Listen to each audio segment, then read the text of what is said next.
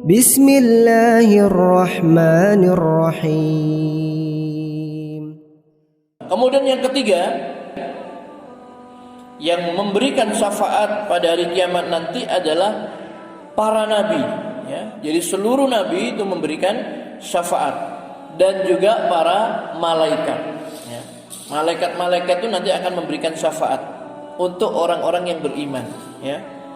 Sebagaimana di dalam hadis yang diriwayatkan oleh Imam Bukhari dari Abi Sa'id Al-Khudri, ya. An Abi Sa'id Al-Khudri qala Rasulullah sallallahu alaihi wasallam fayashfa'un nabiyyuna wal malaikah, ya.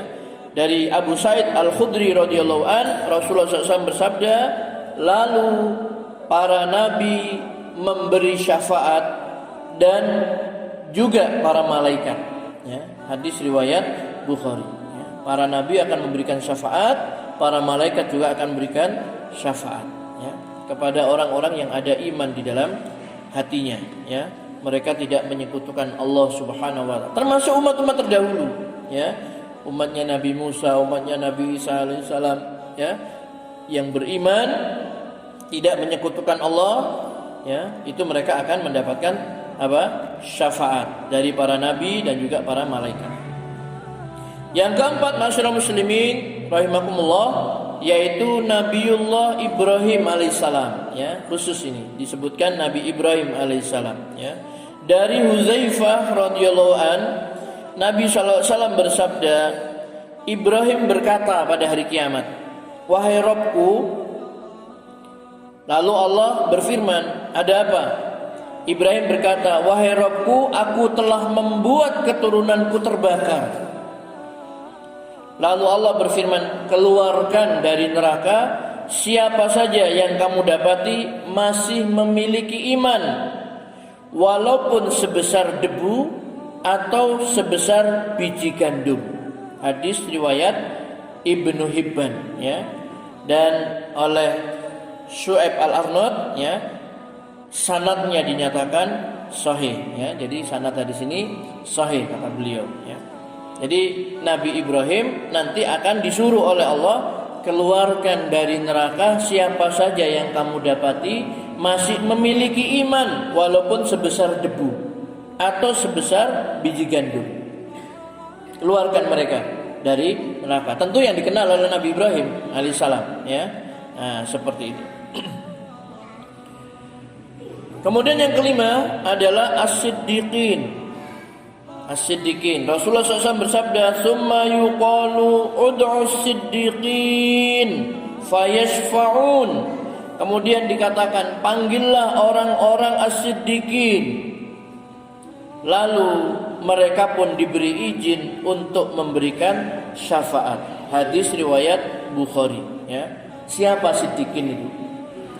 Yang dimaksud dengan siddiqin itu siapa? Kata Imam Muqatil bin Hayyan rahimahullah, as-siddiqun adalah orang-orang yang beriman kepada para rasul dan tidak mendustakan mereka sedikit pun. Itu adalah siddiqun, ya. Jadi orang-orang yang selalu membenarkan, beriman kepada rasul-rasul Allah dan mereka tidak mendustakan sedikit pun apa yang dibawa oleh Rasul itu, ya. Jadi kalau di kalangan umat Islam, orang yang beriman kepada Rasul sallallahu alaihi wasallam dan tidak pernah mendustakan sedikit pun apa yang disampaikan, yang diajarkan oleh Nabi sallallahu alaihi wasallam. Itu kata Muqatil bin Hayyan, ya, ini dalam tafsir Al-Qurtubi. Jadi siddiqun itu adalah orang yang beriman kepada Rasul dan selalu membenarkan, ya. Maka sering saya katakan, ya, jangan sampai di dalam diri kita ini ada keraguan-raguan sedikit pun terhadap ajaran yang disampaikan oleh Rasulullah sallallahu alaihi wasallam, baik berupa berita-berita gaib, ya, janji, ancaman Allah dan lain sebagainya, ya. Semua harus kita yakini, harus kita imani. Baik yang masuk akal ataupun yang tidak masuk akal, semua kita imani, ya. Masuk Rasulullah SAW menceritakan, ya, bahwasanya tanda hari kiamat itu nanti apa? munculnya Al-Mahdi, kemudian keluarnya Dajjal, turunnya Nabi Isa, keluarnya Ya'juj wa Ma'juj dan sebagainya. Semua yang disampaikan oleh Nabi dalam hadis-hadis sahih itu wajib kita imani, jangan sampai kita mendustakan. Ya, itu orang yang imannya benar, orang yang beriman kepada Allah dan Rasul-Nya, kemudian mereka tidak ragu-ragu di dalam keimanannya tadi itu. Yang keenam, masyarakat muslimin yang dirahmati Allah Subhanahu wa taala, yaitu asyuhada, orang-orang yang mati syahid. Dari Mikdam bin Ma'di Karib radhiyallahu an, Rasulullah sallallahu alaihi wasallam bersabda, bagi orang yang mati syahid di sisi Allah dia memperoleh 6 perkara, yaitu diampuni dosanya pada awal mengalirnya darahnya, diperlihatkan tempat duduknya di surga, dilindungi dari azab kubur, aman dari kengerian yang besar di hari kiamat, dipakaikan perhiasan iman, dinikahkan dengan hurun in, yaitu bidadari surga, dan diperbolehkan memberi syafaat kepada 70 orang dari kalangan kerabatnya. Hadis riwayat Tirmidzi, Ibnu Majah dan Ahmad dengan sanad yang sahih. Ini keutamaan orang-orang yang berjuang di jalan Allah Subhanahu wa taala, ya, membela agama Allah, meninggikan kalimat Allah, kemudian dia terbunuh, maka dia akan mendapatkan 6 perkara. 1, diampuni dosa-dosanya semuanya kecuali hutang, ya, kata Nabi sallallahu alaihi wasallam, kecuali hutang. Jadi orang mati syahid itu semuanya diampuni dosa-dosanya kecuali hutang, karena ini urusannya dengan manusia. Kemudian yang kedua, diperlihatkan tempat duduknya di surga, dinampakkan tempat duduknya di surga nanti, sehingga dia gembira, senang. Yang ketiga, dilindungi dari azab kubur. Yang keempat, aman dari kengerian hari kiamat. Yang kelima, dinikahkan dengan bidadari surga, hurun in.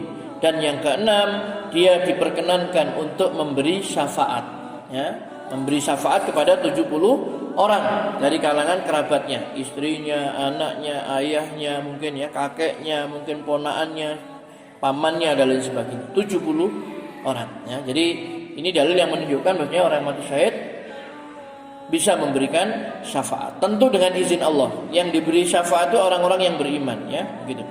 Yang ketujuh, yaitu orang-orang mukmin, ya. Jadi orang-orang beriman, mereka nanti akan memberikan syafaat kepada orang mukmin yang lainnya, ya. Orang beriman itu bukan hanya berteman di dunia, ya, saling membela, saling tolong menolong, sampai di akhirat pun mereka nanti akan saling membantu, saling tolong menolong.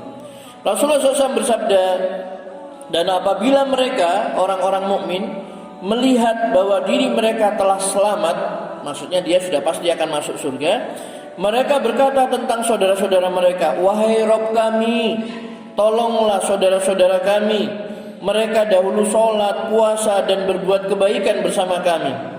Kemudian Allah berfirman, masuklah ke neraka, dan siapa yang kalian dapati memiliki iman sebesar dinar, maka keluarkanlah ia. Lalu Allah membuat mereka tidak dapat tersentuh api neraka, dan mereka pun mendatangi saudara-saudara mereka di neraka. Sebagian mereka ada yang tubuhnya masuk ke neraka sampai kaki, ada juga yang sampai betis. Mereka pun mengeluarkan orang-orang yang mereka kenal, kemudian keluar. Allah berfirman lagi, masuklah siapa yang kalian dapati memiliki iman sebesar setengah dinar, maka keluarkanlah ia. Mereka pun mengeluarkan orang-orang yang mereka kenal itu, lalu kembali. Allah berfirman kembali, masuklah siapa yang kalian dapati memiliki iman sebesar debu, maka keluarkanlah ia. Dan mereka pun mengeluarkan orang-orang yang mereka kenal. Hadis riwayat Bukhari, ya. Jadi orang-orang yang beriman itu bukan hanya memikirkan dirinya sendiri nanti di akhirat. Setelah dia yakin dia sudah selamat, dia pasti masuk surga, dia memikirkan saudara-saudaranya. Ya Allah, tolonglah saudara-saudara kami, mereka dulu sholat, puasa dan berbuat baik kepada kami, bersama kami, ya. Lalu sama Allah SWT disuruh masuk ke dalam neraka, ya. Tidak terbakar, sama Allah dibuat tubuhnya tidak tersentuh, tidak termakan oleh api neraka, lalu dikeluarkan. Yang punya iman sebesar dinar. Setelah selesai semuanya, disuruh masuk lagi sama Allah. Jadi orang beriman itu nanti akan masuk neraka, tapi tujuannya bukan apa? Bukan tinggal di situ, dia mau menolong saudara-saudaranya sama orang beriman agar dikeluarkan dari neraka. Ini syafaatnya orang-orang mukmin. Maka nasihat Imam Hasan Al-Basri agar kita mencari teman sebanyak-banyaknya. Cari sahabat orang-orang beriman. Kenapa? Karena mereka memiliki syafaat nanti di hari kiamat. Ya, mungkin sholat kita lemah, kurang, ya, amal-amal kita kurang, gitu ya. Tapi karena ada seseorang yang berteman dengan kita dekat dulu sama dia, ya, ketika di dunia, kemudian dia mengingat, kemudian diangkatnya. Tapi mudah-mudahan tidak masuk neraka, Pak ya. Kepinginnya kan kita kalau bisa yang jadi orang-orang yang nolong tadi, ya, bukan yang bukan yang di dalam neraka kemudian mendapatkan itu tadi syafaat orang-orang mukmin. Kalau bisa jadi orang-orang yang selamat, ya. Cuma syaratnya 3 saja. Yang pertama adalah jangan menyekutukan Allah. Yang kedua, kerjakan perintah Allah yang wajib. Yang ketiga, jauhi dosa besar.